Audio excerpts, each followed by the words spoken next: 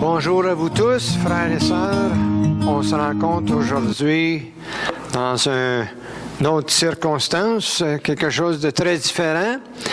Mais j'espère que vous êtes confortables assis dans vos salons ou n'importe, dans votre demeure. Et puis, on veut ce matin ouvrir la parole avec vous autres. Vous voyez déjà le titre sur l'écran. Le virus nous étonne. Et alors, ce qui se passe en nos jours d'aujourd'hui nous étonne, n'est-ce pas?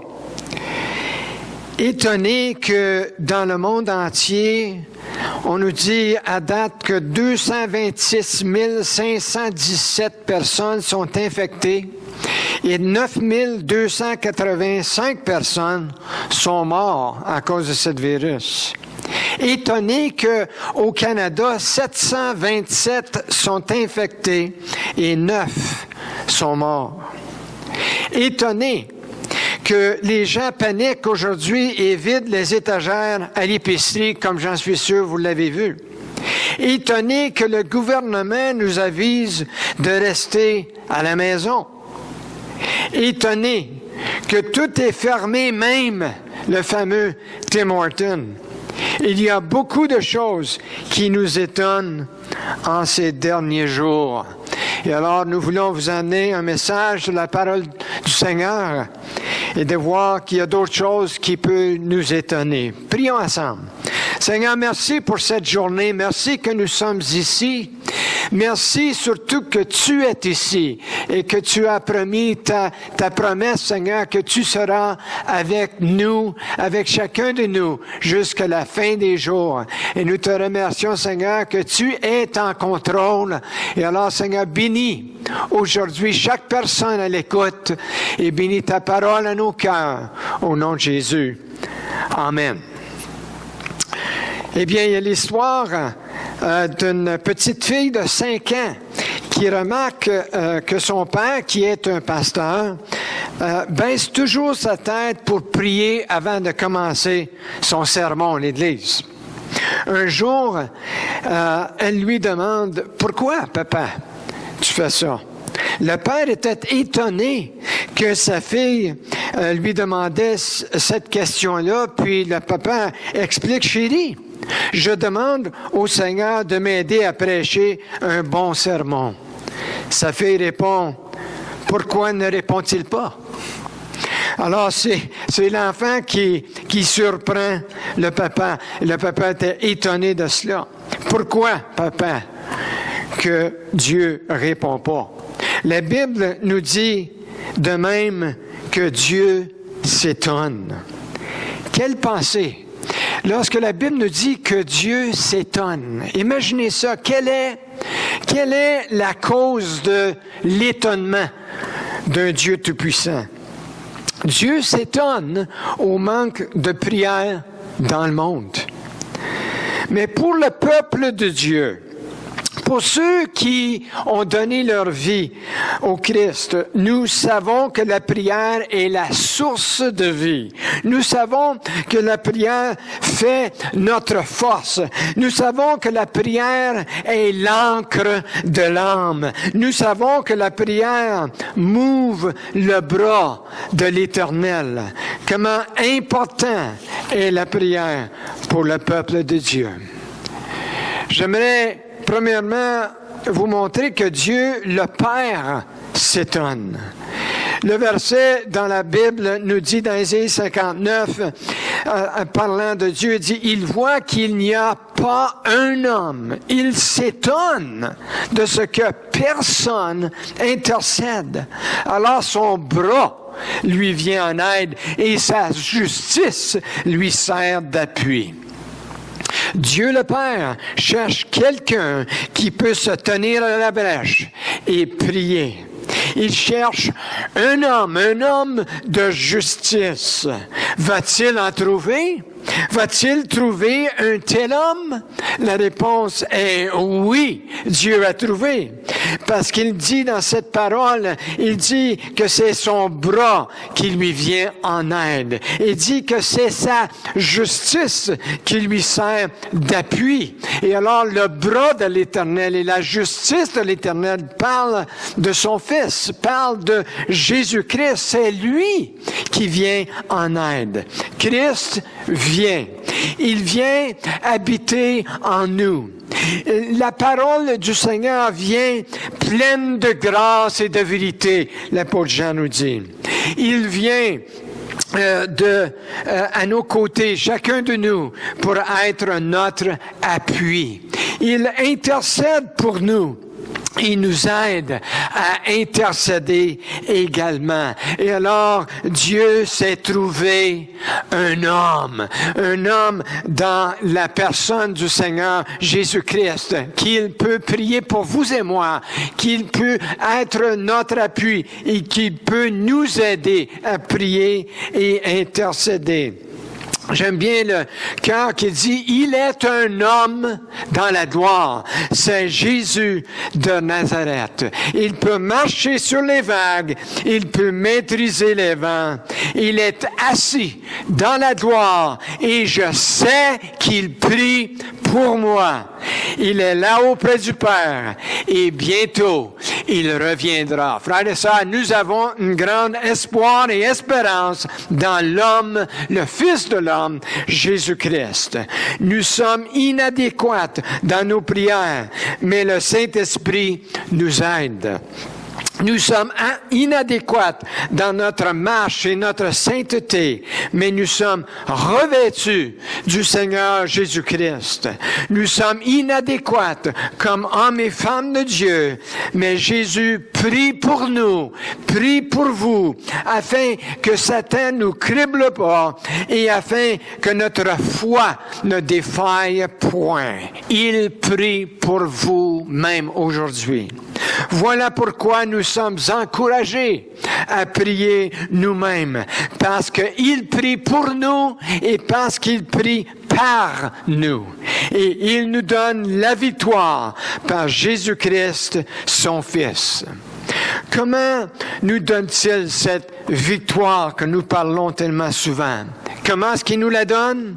Par le Christ ressuscité, par l'intercesseur qui est à la droite du Père, par les promesses de la parole du Seigneur, par le Saint-Esprit qui habite en vous, par la pleine révélation de Dieu qui nous a donné et qui nous a été donnée dans la personne du Seigneur Jésus. Oui, nous avons effectivement une puissance dans la prière. Regardez qu'est-ce que le psaume 116 nous dit. « J'aime l'Éternel car il entend ma voix. » Mes supplications, car il a penché son oreille vers moi et je l'invoquerai toute ma vie. C'est ça notre seul espoir, de savoir que Dieu est à l'écoute, que Dieu se soucie de nous. Et c'est pour ça qu'il pouvait dire, le psalmiste pouvait dire, j'aime l'Éternel, car il a penché son oreille vers moi. Voyez-vous, la prière est pour celui qui fait échec. La prière est pour celui qui est fatigué et chargé et découragé. La prière est pour celui qui est faible ou celui qui est malade. Peut-être il y en a parmi vous aujourd'hui qui est malade. La prière est pour celui qui a péché. La prière est pour celui qui n'a pas de solution à leur problème. Et Dieu fera un chemin où il n'y en a pas. Dieu est un Dieu comme ça. Quelqu'un a déjà dit, le secret de tout échec est l'échec de n'avoir pas prié. Je répète, le secret de tout échec est l'échec de n'avoir pas prié. Et alors, Dieu, le Père, s'étonne dans qu'est-ce que je viens de vous partager aujourd'hui concernant que Dieu est étonné dans Ésaïe, chapitre 59, que Dieu s'étonne, Dieu le Père s'étonne. Deuxième chose, j'aimerais que vous sachiez que Dieu le Fils s'étonne aussi. Et j'aimerais vous lire un passage des Écritures dans l'Évangile de Marc, chapitre 6. Si vous avez vos Bibles à la maison, vous pouvez tourner là, dans Marc, l'Évangile de Marc, chapitre 6, et les premiers 6 versets. Je ne l'ai pas sur l'écran, mais vous pouvez suivre là dans vos Bibles. Marc 6, versets 1 à 6, ça nous dit ceci. Jésus partit de là et se rendit dans sa patrie. Ses disciples le suivirent. Quand le sabbat fut venu, il se mit à enseigner dans la synagogue. Beaucoup de gens qui l'entendirent étaient étonnés et disaient, d'où lui viennent ces choses? Quelle est cette sagesse qui lui a été donnée? Et comment de tels miracles se font-ils par ses mains? N'est-ce pas le charpentier, le fils de Marie, le frère de Jacques, de José, de Jude et de Simon? Et ses sœurs ne sont-elles pas ici parmi nous? Et il était pour eux une occasion de chute. Mais Jésus leur dit, un prophète n'est méprisé que dans sa patrie, parmi ses parents et dans sa maison. Il ne put faire là aucun miracle, si ce n'est qu'il imposa les mains à quelques malades et les guérit. Et il s'étonnait de leur incrédulité. Jésus s'étonnait. Il était étonné de leur incrédulité. Dans la synagogue, les gens étaient étonnés de son enseignement qu'on vient de lire. Ils étaient étonnés de sa sagesse, les miracles que le Seigneur avait faits, les guérisons. Mais Jésus, ça nous dit, était étonné de leur incrédulité. Il ne voulait pas croire. Jésus ne pouvait pas faire des miracles, ça nous dit là, à cause de leur manque de foi, leur manque de confiance en Jésus.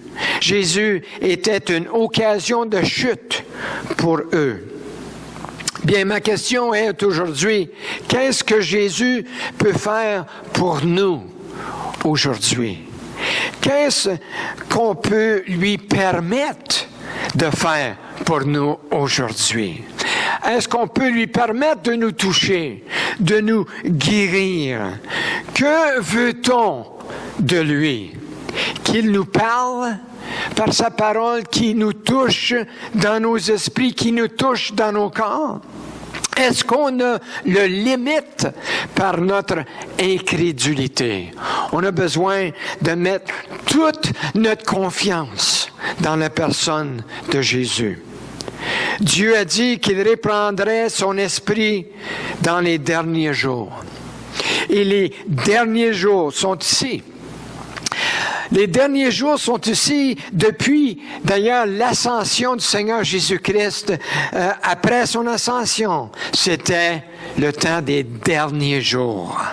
Et alors, il répand depuis ce temps-là son esprit par tout le monde, maintenant. Et ce n'est pas juste le virus, voyez-vous, qui est répandu, mais plus important, Dieu répand son esprit sur toute chair et en tout lieu. C'est sa promesse. Chaque fois que Dieu agit, que ce soit grand ou petit, que ce soit avec des foules ou que ce soit par individu, même là où vous êtes dans votre maison, c'est toujours résultat de prière, résultat de supplication, résultat d'intercession et de placer notre confiance en lui.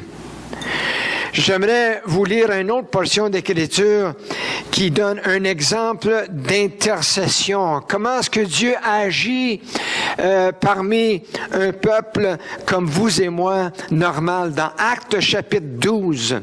Actes chapitre 12. Et je vais lire là du verset 5 au verset 12. Dans Actes chapitre 12, Et je lis du verset 5 au verset 12. Ça nous dit ceci: Pierre donc était gardé dans la prison, et l'Église ne cessait d'adresser pour lui des prières à Dieu. La nuit qui précéda le jour où Hérode allait le faire comparaître, Pierre, lié de 2 chaînes, dormait entre 2 soldats et des sentinelles devant la porte gardant la prison. Et voici un ange du Seigneur survint et une lumière brilla dans la prison. L'ange réveilla Pierre en le frappant au côté en se disant: « Lève-toi promptement. » Les chaînes tombèrent de ses mains. Et l'ange lui dit: « Mets ta ceinture et tes sandales. » Et il fit ainsi. Et l'ange lui dit encore: « Enveloppe-toi de ton manteau et suis-moi. » Pierre sortit et le suivit, ne sachant pas que ce qui se faisait par l'ange fut réel, et imaginant avoir une vision. Lorsqu'ils eurent passé la première garde, puis la seconde, ils arrivèrent à la porte de fer qui mène à la ville et qui s'ouvrit d'elle-même devant eux. Ils sortirent et s'avancèrent dans une rue. Aussitôt, l'ange quitta Pierre. Revenu à lui-même, Pierre dit: « Je vois maintenant d'une manière certaine que le Seigneur a envoyé son ange et qu'il m'a délivré de la main d'Hérode et de tout ce que le peuple juif attendait. » Après avoir réfléchi, il se dirigea vers la maison de Marie, mère de Jean, surnommée Marc, où beaucoup de personnes étaient réunies et priaient. Amen. Alors, on voit là un grand miracle par la main du Seigneur. Nous sommes inadéquats en tant qu'homme de Dieu et en tant que femme de Dieu, mais Jésus prie pour nous afin que nous puissions vraiment continuer à marcher en lui et marcher dans ses pas. Et alors, c'est la promesse du Seigneur. Et Pierre, ici, dans cette histoire, qu'est-ce qui arrive? Il dort. Il est en train de dormir dans la prison. Et entre 2 soldats, il est enchaîné. Et il y a des sentiers qui sont là à la porte de la prison et des sentiers à côté de lui. Et soudainement, un ange apparaît, lui vient. Et puis, ça nous dit qu'il le frappe sur le côté. Il donne comme une claque sur son hanche afin qu'il puisse se réveiller puis se lever. Et Pierre, soudainement, il se lève, les chaînes tombent de ses jambes, les chaînes tombent de ses bras, et l'ange le dirige vers passer les gardes et passer la porte de fer. Et ça nous dit que la porte de fer s'ouvre par elle-même, et Pierre sort. Pierre va directement à la réunion de prière. Il était un petit peu perdu, il est rendu sur la rue, il réalise le grand miracle que Dieu a fait pour lui, et il va, comme j'ai dit, directement à la réunion de prière où les chrétiens, les enfants de Dieu sont en train de prier dans la maison de Marie, et l'Église, on peut dire, l'Église frappait les portes du ciel pendant que Pierre frappait la porte de l'Église pour rentrer. Dieu avait agi. Dieu avait répondu miraculeusement. Aujourd'hui, nous avons besoin de aussi frapper les portes du ciel. Et lorsque nous frappons, Jésus a promis de répondre. Qu'est-ce que le Seigneur nous a dit? Frappez et l'on vous ouvrira. C'est le temps, frères et sœurs, aujourd'hui de prier. Prier pour notre monde, prier pour notre communauté, prier pour le Canada, prier pour nos voisins, prier les uns pour les autres et se supporter et demander le Seigneur pour un miracle. Quelqu'un a dit, nous sommes jamais aussi grands que lorsque nous sommes sur nos genoux. Et je pense que c'est un temps que nous avons maintenant une pause sur notre vie, une pause sur la communauté, une pause sur le trafic, une pause sur les gens qui font toutes sortes de courses, une pause sur notre vie afin qu'on puisse s'arrêter et de savoir que Dieu est Dieu. S'arrêter et intercéder et prier et demander le Seigneur pour un miracle. Jésus a dit, frappez, frappez, et l'on vous ouvrira. Et alors la prière est la plus grande force au monde. Et je sais que vous croyez ça, mais on a besoin vraiment de la mettre en pratique et de croire et de se mettre à prier afin que Dieu prenne cette opportunité d'où ce que nous sommes rendus aujourd'hui et de faire un miracle autour de nous. Les pharisiens dans la synagogue ne voulaient pas croire en Jésus et ça nous dit que Jésus ne pouvait rien faire à cause de cela.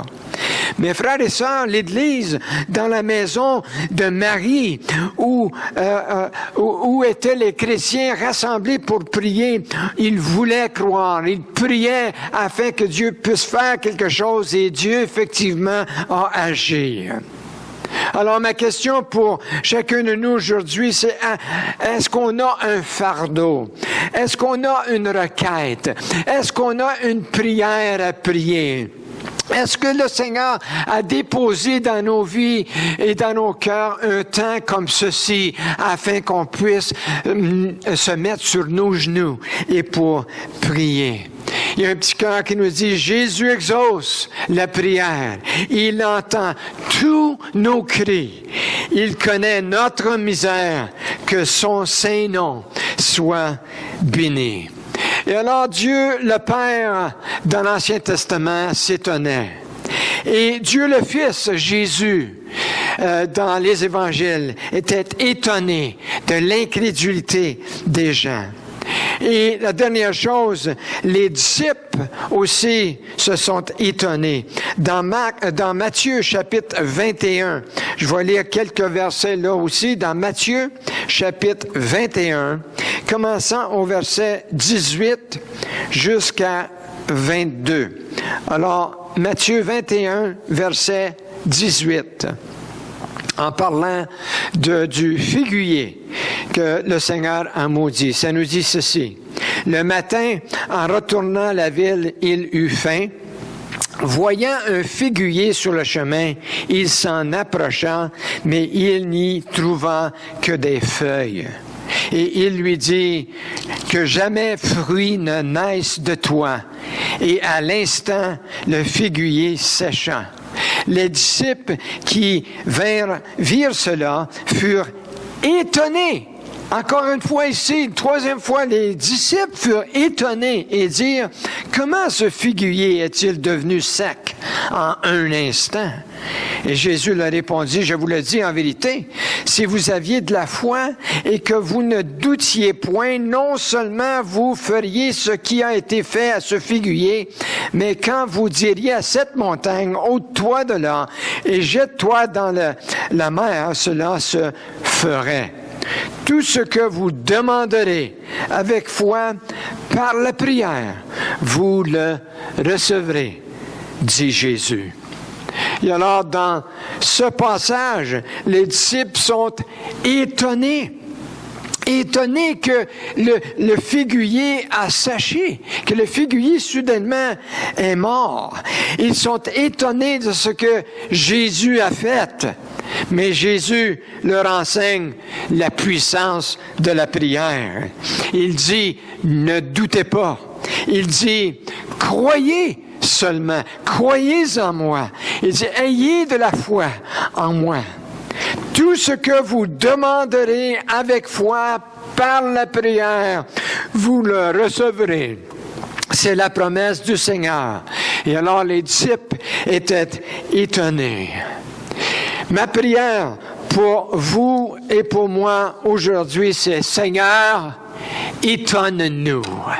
Seigneur, étonne-nous comme tu as étonné les disciples et fais quelque chose. Utilise cette opportunité comme un outil entre tes mains, que tu sois béni et qu'on puisse voir l'action de ton esprit dans l'Église et aussi à l'extérieur de l'Église. Utilise, Seigneur, parce que on sait que le Seigneur est en contrôle et on sait que les gens peuvent paniquer.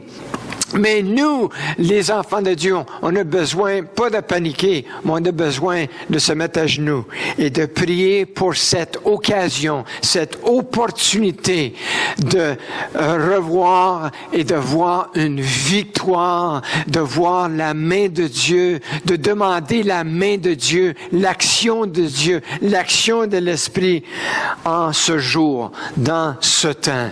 Et les gens trouvent ça absolument effrayant, qu'ils doivent rester à l'intérieur pour 2 semaines ou 3 semaines. Mais frères et sœurs, pour vous et moi, c'est une opportunité de se rapprocher du Seigneur et même de se rapprocher les uns les autres et de se supporter les uns les autres dans la prière. Peut-être qu'on ne peut pas être réunis pour quelques semaines en tant qu'Église physiquement, mais on peut être unis dans nos cœurs, dans nos esprits les uns envers les autres. Alors le cœur qui nous dit, il est un homme dans la gloire, c'est Jésus de Nazareth. Il peut marcher sur les vagues, il peut maîtriser les vents. Il est assis dans la gloire et je sais qu'il prie pour moi. Il est là-haut près du Père et bientôt il reviendra. Peut-être que je devrais même le chanter sans musique aujourd'hui. Vous pouvez me joindre et le chanter là où vous êtes à la maison avec moi. Il est un homme dans la gloire. Il est un homme dans la gloire, c'est Jésus de Nazareth. Il peut marcher sur les vagues, il peut maîtriser les vents. Il est assis dans la gloire, et je sais qu'il prie pour moi.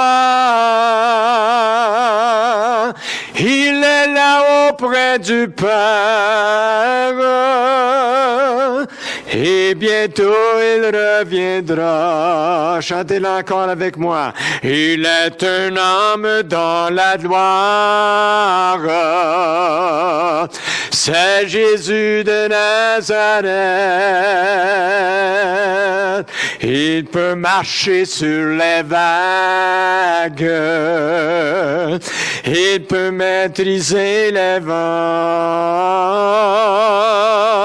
Il est assis dans la gloire, et je sais qu'il prie pour moi. Il est là auprès du Père, et bientôt il reviendra. Il est assis dans la gloire, et je sais qu'il prie pour moi. Merci, Seigneur, que tu es là pour chacun de tes enfants. Seigneur, que tu puisses bénir chaque frère et sœur qui sont là dans leur foyer, dans leur maison, seuls, Seigneur, que tu puisses venir à leur côté, que tu puisses les encourager, les bâtir, les affermir, les bénir.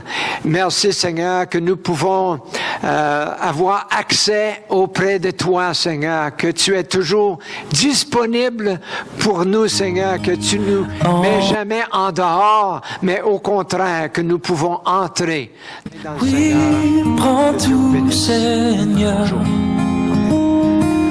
Oui, prends tout, Seigneur. Entre tes mains, j'abandonne tout avec bonheur.